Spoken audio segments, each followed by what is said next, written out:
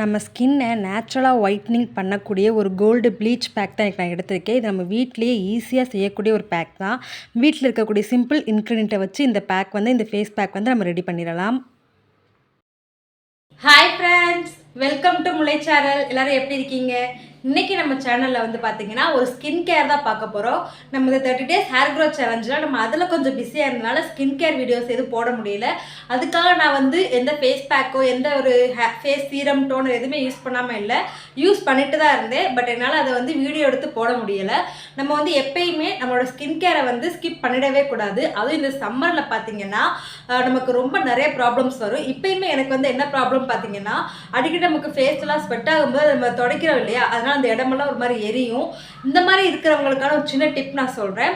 இந்த டிப்பு வந்து வேணுன்றவங்க கேட்டுக்கோங்க, வேணான்றவங்க நீங்கள் ஸ்கிப் பண்ணிட்டு வீடியோக்குள்ளே போயிடலாம்.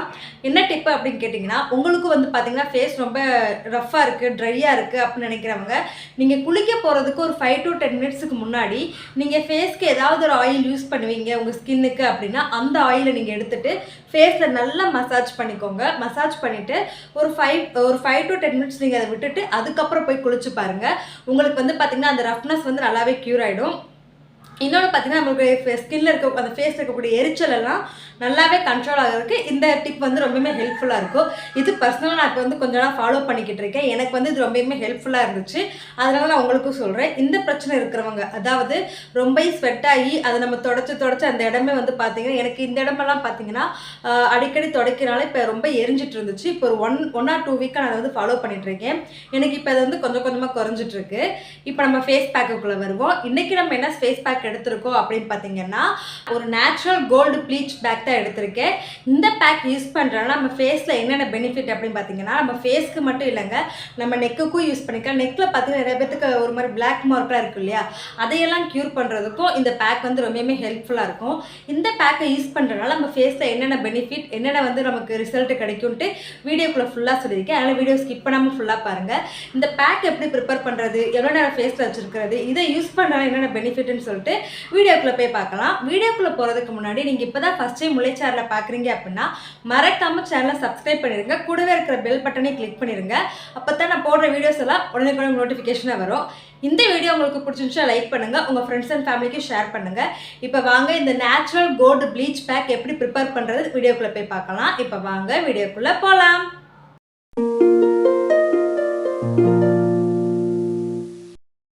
நம்மளோட இந்த கோல்டு ப்ளீச் ஃபேஷியலுக்கு நான் ஃபஸ்ட்டு ஒரு பவுல் எடுத்துக்கிறேன்.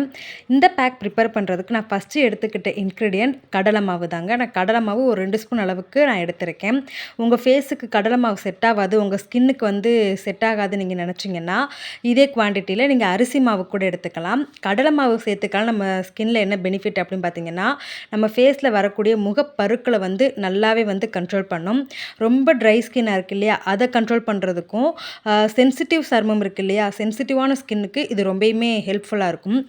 சிலருக்கு வந்து பார்த்திங்கன்னா ஸ்கின்னில் ரொம்ப ஆயிலியாக இருக்கும், அதை கண்ட்ரோல் பண்ணுறதுக்கும் இந்த கடலை மாவு வந்து ரொம்பவுமே ஹெல்ப்ஃபுல்லாக இருக்கும். செகண்டாக இது கூட நான் என்ன எடுத்துக்கிட்டேன்னு பார்த்தீங்கன்னா, ஒரு ஃபியூ ட்ராப்ஸ், ஒரு 4-5 ட்ராப்ஸ் லெமன் எடுத்துக்கிட்டேன். ரொம்ப நம்ம ஹாஃப் லெமன் அந்தளவுக்கு எடுத்துக்க வேண்டாம். லெமனுமே உங்கள் ஸ்கின்னுக்கு செட் ஆகும் அப்படின்னா நீங்கள் எடுத்துக்கோங்க. சிலருக்கு வந்து பார்த்திங்கன்னா ஒரு மாதிரி எரிச்சல் மாதிரி வரும், அதனால் சேரிச்சுனா எடுத்துக்கோங்க, இல்லாட்டி ஸ்கிப் பண்ணிவிடுங்க. இது கூட நெக்ஸ்ட்டு பார்த்தீங்கன்னா, ஒரு 1/4 டீஸ்பூனுக்கு கொஞ்சம் அதிகமாக கர்ட் எடுத்திருக்கேன். நல்லா புளிச்ச தயிராக எடுத்துக்கிட்டிங்கன்னா தான் நம்ம ஸ்கின்னுக்கோ ஹேருக்கோ நம்ம கர்ட் யூஸ் பண்ணுறோம் அப்படின்னா, நல்லா புளிச்சது எடுத்துக்கிட்டிங்கன்னா நம்ம பாடிக்கு ரொம்பவுமே நல்லது. அதனால் நான் வந்து ஒரு 1/4 டீஸ்பூனுக்கு கொஞ்சம் அதிகமாக கர்ட் எடுத்துக்கிட்டேன்.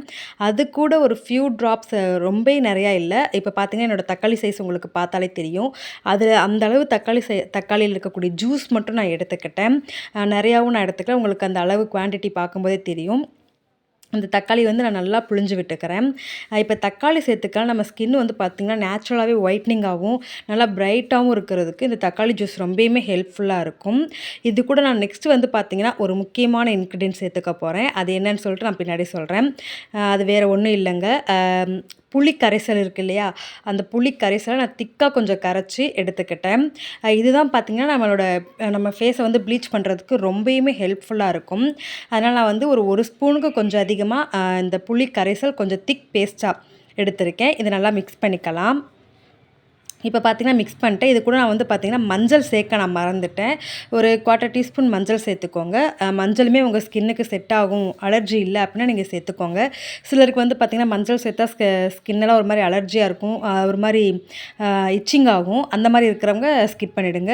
இதில சேர்த்துருக்கிற எல்லா இன்கிரீடியன்ட்லயுமே எதெல்லாம் உங்க ஸ்கின்னுக்கும், உங்க ஃபேஸுக்கும் செட் ஆகுமோ அத மட்டும் நீங்க எடுத்துக்கோங்க. இப்போ நம்ம சேர்த்துக்கிட்ட எல்லா இன்கிரீடியன்ட் நல்லா மிக்ஸ் பண்ணிக்கலாம். இது கூட நான் தண்ணியோ, ரோஸ் வாட்டரோ வேறு எதுவுமே சேர்த்துக்கல.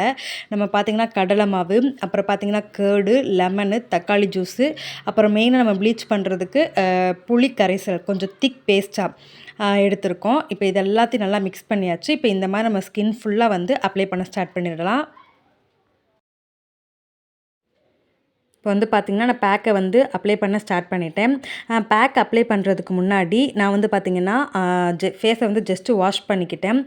நம்ம அதாவது சோப்பு, ஃபேஸ் வாஷ் எதுவுமே யூஸ் பண்ணாமல் சும்மா ஜஸ்ட்டு வாட்டர் மட்டுமே யூஸ் பண்ணி வாஷ் பண்ணிக்கிட்டால் போதும். இப்போ நான் வந்து பேக்கை வந்து அப்ளை பண்ண ஸ்டார்ட் பண்ணுறேன். இப்போ பேக்கோட பெனிஃபிட் என்ன அப்படின்னு பார்த்துடலாம். நான் சொன்ன மாதிரி இது கோல்டு ப்ளீச் ஃபேஸ் பேக்குன்னு சொன்னோம் இல்லையா? ப்ளீச்னா வேறு ஒன்றும் இல்லைங்க.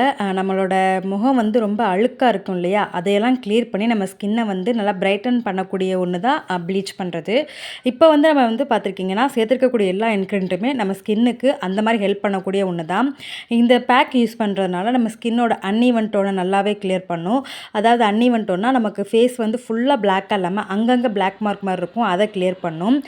இன்னொன்று பார்த்திங்கன்னா நம்ம ஸ்கின்னை எப்பயுமே எங்காக வச்சுக்கிறதுக்கும் நம்ம ஸ்கின்னில் வரக்கூடிய தேவையில்லாத டிசீஸு, அதாவது என்ன சொல்கிறது, நம்ம ஸ்கின்னில் வந்து வரக்கூடிய முதுமையான தோற்றம், நம்மளோட இந்த ஏஜ்லேயே வந்து நம்ம ஸ்கின்லாம் சுருங்கி ஒரு மாதிரி ஏஜ் ஆன மாதிரி காட்டும் இல்லையா, அதை கிளியர் பண்ணுறதுக்கும், இன்னொன்று பார்த்திங்கன்னா நமக்கு கழுத்துக்கு பின்னாடி கருமை வரும் இல்லையா, அதை கிளியர் பண்ணுறதுக்கும் இந்த பேக் வந்து ரொம்பவுமே ஹெல்ப்ஃபுல்லாக இருக்குங்க.